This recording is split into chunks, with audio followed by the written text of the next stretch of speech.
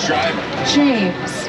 They're the best. I love them. Even though Georgie owes me $5. I know you guys are excited to get on the tour, but first, a few safety rules. Alright, so we've got some safety rules to cover for you. First and foremost, whenever the vehicle is in motion, stay seated. Keep your arms, legs, small children, anything you want by the end of the tour inside the vehicle at all times. This is the big one, it's the important one, and it's the one that's located over your heads. If you look up, you'll see a red emergency cord. If you have a medical emergency, if you drop anything of value off the side of the tram, have any sound or video issues, pull the red emergency cord and I'll come back to assist you as long as it is safe to do so. Also keep in mind, we're going to have sudden tram movements, fire effects, loud noises, and water effects to keep your belongings safe. As I mentioned, we're together for an hour. Let's make it a good one, y'all. Making it a good one means being kind to your fellow neighbor. No selfie sticks, no flash photography or lights on your cameras. It gets very, very blinding inside. Your pictures and your videos turn out better without the lights anyway. Turn them off. Be kind to your neighbor. Also keep in mind we ask that you do not smoke. And another reminder to wear your face coverings at all times through the duration of the tour, unless you are actively eating or drinking. Those are all of our rules. Beautiful. We did it. Past that stop sign separates the studio from the theme park. So we have officially left the theme park and entered Universal Studios, where we make motion picture television, movies, music videos, commercials. We do it all here. The property grew throughout the years, so much so that we became our very own city. This is Universal City. On your right is Fire Station 51, a real working fire station. You can say hello to anybody out there. Maybe you can throw out your phone number, see what happens. You never know.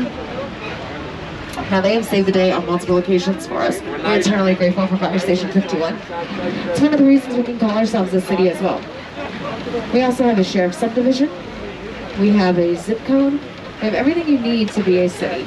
Above everything else, Carl Lemley, the founder of Universal Studios, wanted to create a city that was dedicated to motion picture making. He wanted to make a place where filmmakers could come through and create a movie or content from start to finish. We could do that. In the Fat Lot, we have post-production facilities where they can edit for sound and video. We have pre-production buildings where they're going to do casting. And off to your left, we've got our Soundstage 12, which is one of our production buildings where they actively make content. Soundstage 12 is under construction right now, but it's got a logo with a voice on it. It's where they filmed for several seasons. And season 21 of The Voice is still on our property. It's just a little further in the lot while their current soundstage is under construction. I'm going to go a little bit quieter on the microphone just because we're going to get closer to some of our more active sound stages. They're active in a few different ways. Right now you can see quite a bit of prep work going on inside of some of these trucks. You can see a lot of lighting equipment. We've got these 4 sound stages. Most recently have been used for things like Saved by the Bell. Since ages 16 and 17, the doors are open, always look inside. They've been striking that set for the last few days, so clearing it all out of the sets from Saved by the Bell. That came back, and it looks like they're loading in sets for Soundstage 16. So when I say there's a lot of activity going on, I'm not lying. Once one show ends, another one moves in. Stages 16, 17, and 21 were all just being used for Saved by the Bell a few days ago. So as soon as they completely cleared out of there, another production is already moving in. Before Saved by the Bell, those 3 stages were used for the show Superstore with America Ferrera and Ben Feldman. Some patience from you. Yeah, you know, the heat makes us all act. If your face stays where it is, it's going to get punished. For this show, they wanted to really emphasize the size of a big box store, so they they took out the dividing wall for stages 16 and 17 and used those 2 sound stages as one giant space. They even built out the ceiling, adding the fluorescent lights to add another layer of realism. Now, I'm looking around here making sure that there aren't any red flashing lights going on, because anytime they're actively filming inside of the soundstage, they have a red flashing light going on in front of it. So I'm just keeping my eyes peeled because we do have activity that includes filming. It is Thursday, so they've been filming throughout the week for a couple of different productions. I'll tell you all about those as we get closer to the sound stages. On your right is Soundstage 41, where they filmed for Family Feud with Steve Harvey. They've had quite a few live audience shows, including the Kelly Clarkson Show. I am here on the backlot of Universal Studios to give some very special people a surprise of their lives. Stop this trail! This is the Tram Parade! Welcome to Cloud 9. Hi, everybody. Welcome. Champagne brunch right here in the middle of the iconic Howard Square. All right, everybody, let's go back to stage 1. Follow me. Soundstage 1 is the only soundstage that has built-in audience seating. On your right is Soundstage 44, where they're filming for the show Mr. Mayor with Ted Danson. And he stuck around. They were in there for the show The Good Place with Kristen Bell as well. Also inside of stage 44, Angie Tribeca with Rashida Jones. Parenthood with Dax Shepard. We've had quite a few shows roll through Soundstage 44. We're passing by some of our production offices now.